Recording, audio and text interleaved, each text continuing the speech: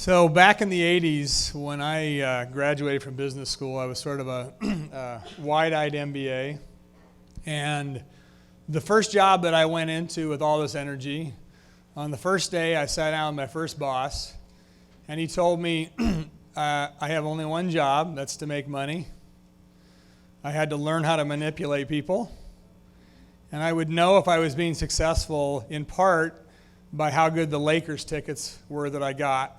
In the late 80s, the Lakers were pretty good, so. And the only CSR I knew at that time was corporate sales retreat.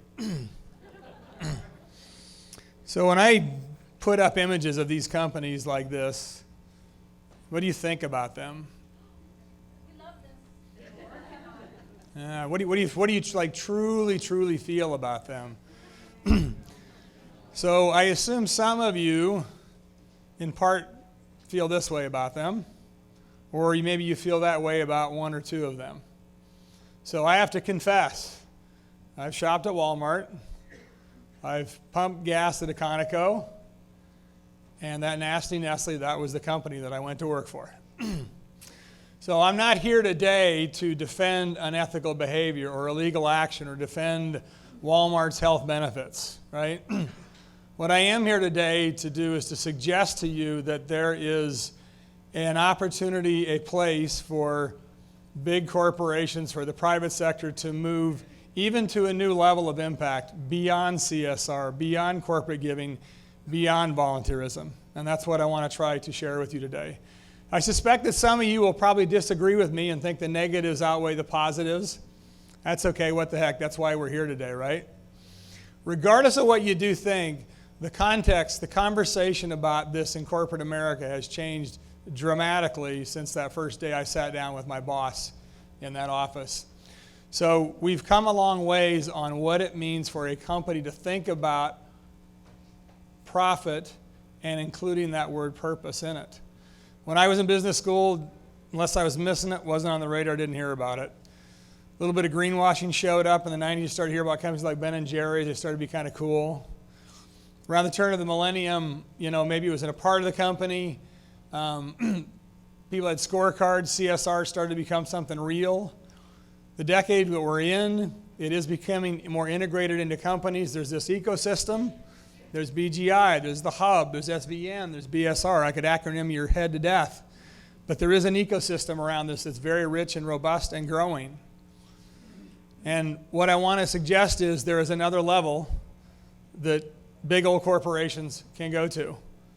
And that's about changing the world. So to save myself some breath, I'm going to suggest to you today that the BOCs can CTW. Just to remind us of a little bit of what that progress looks like about where we've gotten to today, and you guys all know examples of this.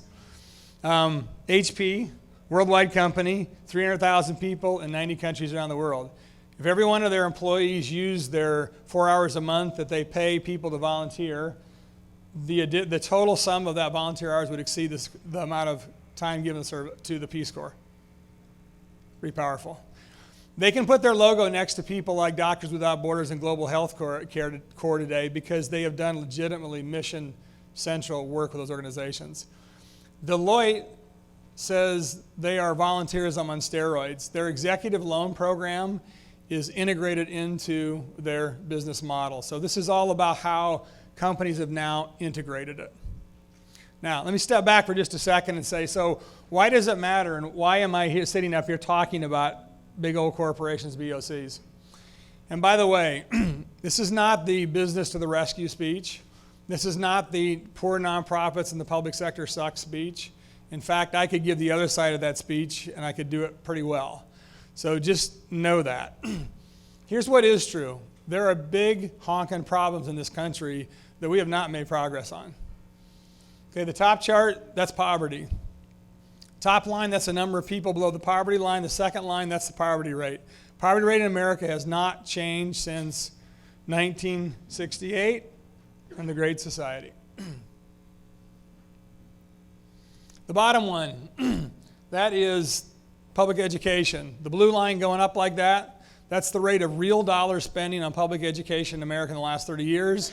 Those 3 lines along the bottom are achievement in math, reading, and science scores. I'm not going to sit here and argue whether the scoring is right or right, but the gestalt of that, I don't think anybody would disagree with, right? So that's where we are today. We have some really gnarly problems. So what is the deal? Why is it that way? Is it just because we don't know how to solve problems? The upper chart, you don't have to know the details on it. You can see the curve going like this. That's Mercer Middle School. Between 2005 and 2011, they changed the number of kids in their school that passed the science and math 8th grade tests from 13 to 84%. We all know communities, we all know neighborhoods, we all know programs that work. There is a lot more science to how to change the world than people know. We do know how to do the right thing. All right, so if it's not that, then maybe it's we don't have enough money. If you add up the amount we spend on public education, poverty, Medicaid, and nonprofit sector, you can get to $2 trillion pretty easy. And then beyond that, it gets a little complicated, and you guys could probably, shred my numbers up on this, but let's say $2 trillion. If you take that number, you divide it by the number of people that are under the poverty line in America, that gets you to about $50,000 in American annually. I'm not saying that's enough. That's a lot of money. Okay? So, in my view, we know how to change the world. We have a lot of money in America.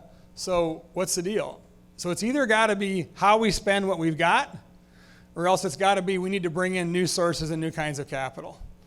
And what I want to suggest to you today is that what we are not good enough at yet is how to scale impact. That showed up on Gifford's slide earlier.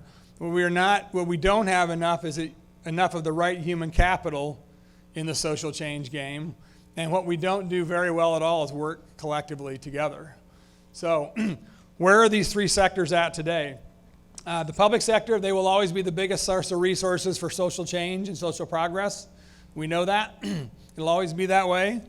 How much more are they going to bring? I don't know, $16 trillion deficit, and a lot of state governments in a similar position. I'm not counting on them for a hell of a lot more money. And the amount of public trust and belief in them, pretty shaky. Nonprofit sector, they absolutely have the know-how to solve problems, and they have the street cred. What they don't have is enough resources, and what they sometimes don't have is enough of the right human capital. My wife got her master's in social work. She knows how to help kids. They did not teach her how to build organizations, right? And then here comes this private sector, which wasn't anywhere close to the table 30, 40 years ago, and they're kind of inching their way up to this table that the nonprofit and the public sector have been trying to work on this puzzle about social change for all these years.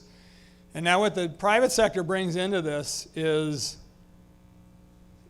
financial capital, they bring leadership know-how, they bring social influence, they bring political capital. And if we envision a table with a puzzle, just maybe, they fill in some of the remaining pieces in that puzzle, right? So it's a whole puzzle. It's complete. Hypothesis? Possible. So to believe that, what you're saying then is that corporations are going to go beyond CSR to CTW. We're going to say that BOCs are not just a nice to have, not just a want to have. We have to have the private sector at the table to change the world. And if you believe that, then you got to believe that corporations are willing to make social progress a core element of their purpose. Really? Really? Okay, there's still some we started with Friedman here earlier this morning. Is that really possible? The answer is yes. And I think these things are all fundamentally different than they were 30 years ago, right? A lot of this is about people. You cannot get the best people today if you don't have a sincere social purpose in your company. Maybe it's not all the way to what I'm talking about yet, but you have to have a message. You have to be authentic about it. You're not going to keep nearly as many people, right? It's a human capital thing. The places that your employees work, you don't just send people off to the branch office in Schenectady anymore, right? It doesn't work that way. People make more choices. So the places where companies are, they better be better places where their people want to work and live. Employee development. When Deloitte sends those people out to do those nonprofit gigs, part of the reason they do it is because they stick them in a totally different situation with a lot less resources and a complex problem to solve that's different than anything they've solved before. So they literally get employee development out of it. The brand, right? Biggest asset. They don't want to kill their brand. We know that consumers won't pay like mega more money, but we know that they will make choices based on the social consciousness of products. And if any of you have ever watched Daniel Pink's TED Talk on why people are motivated or not motivated in companies, he will tell you money matters, but more important than money is mastery, autonomy, and purpose, right? So we are, if you believe that and you believe that corporations can be involved in changing the world, right? And we live in America, and we think we have a lot of money, and we have the know-how, then can we do this? Right? We have. Okay? Top chart, 60s, 70s, 80s, that line going up is the rate of violent crime in America. 90s in this last decade, that's the rate of violent crime going down in America. This bottom chart, that's the rate of teen pregnancy in America in the last 50 years. I can guarantee you on both of those issues, there was a moment where they felt exactly like we feel today about poverty and education. If you think globally over the last century, infant mortality down 10 times. Global literacy has gone from 25 to 75%. Polio's down to 4 countries, right? So we can do this stuff. The problems that are left right now, they are hard, they are intractable, they are complex. What that means is we're going to have to think of new ways of working. We're going to have to work with new people. We're going to have to bring in new resources. I'm not going to tell you that the big old corporations are the panacea. I am going to say they bring a lot of incremental assets. Maybe they're the biggest source of incremental assets to bring to the social change table. I said earlier, they bring technological know-how. They bring organizational know-how. They bring leadership. They bring social and political influence, right, which matters. Today, I believe that social and human capital are bigger levers for social change than financial capital is. We are calling our BOCs to a higher purpose. And some of them, I think, are beginning to think of calling themselves to that higher purpose in the world. What'd you call it this morning? Precipitating event? Was that what it was? So in Cincinnati, Ohio, several years ago, there was a precipitating event. It was the coroner. And he said, I'm done. I cannot stand another dead kid in my lab. He literally galvanized the whole area. They created a thing called Strive, right? It is a cradle-to-career education initiative. It's really a cradle-to-career initiative about their kids in their region and what are they going to become. And if you look at the players at the table, you see some of the usual suspects, United Way and the Urban League. And now you see people like P&G and their leading builder and lots of other people like that at the table. So you would not have seen those people at the table 20 years ago. I don't think they can create that kind of change from cradle to career without the private sector at the table. In the last 3 years, they have increased the rate of early childhood readiness, high school graduation, and college graduation, each of them by 10%. Right? It's not a lot. The way those problems move, that's quite a bit, and that's thousands of kids, right? So, and that notion of working collectively, of bringing the sectors together, of bringing in new kinds of human capitals is expanding. Right here in our own backyard, there's something on the east side called East Side Pathways. In South King County, there's the Roadmap Project. They are big, hairy projects, betting on the whole community in a significant way. And they're making big bets, and they can't do it without all 3 sectors at the table.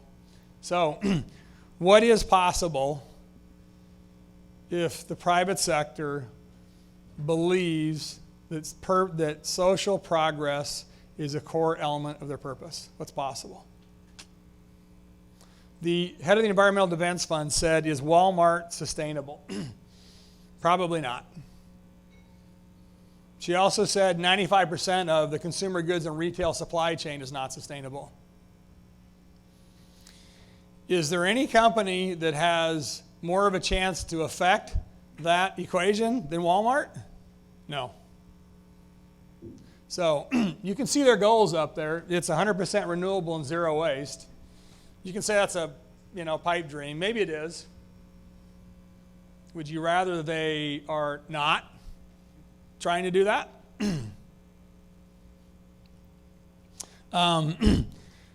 Sort of interesting, you think about the evolution of a company around here. We're all, had a certain fondness for Microsoft. Not other parts of the world didn't necessarily feel that way about them for a while. They didn't give. They're kind of this evil empire. That middle picture there is Mr. Gates coming back to his old hood when they hit the $1 billion giving mark. And if you think about what is Bill and Melinda Gates' legacy 100 years from now, is it the company or is it the foundation? I've already answered that for myself. I think it's obvious. And lastly, let me finish up with my good old nasty Nestle. So the guy that I sat in that office with the first day of my career, he went on to become the CEO of Nestle USA. And he is the guy that led this transformation. So I'm violating slide principles with that amount of text there. But if you read that, it's amazing. To create values for its shareholders, they have to create value for society. And the social issues they are going to work on are the ones that they are uniquely capable of addressing. They're going to be strategic about it. That's really a hell of a statement. So what this is about how we think about big old corporations. It's about how those big old corporations think about themselves in the world. And it's about big old corporations believing that changing the world is a core element of their purpose. I believe we are on the cusp of that. We need those BOCs to CTW. Thank you.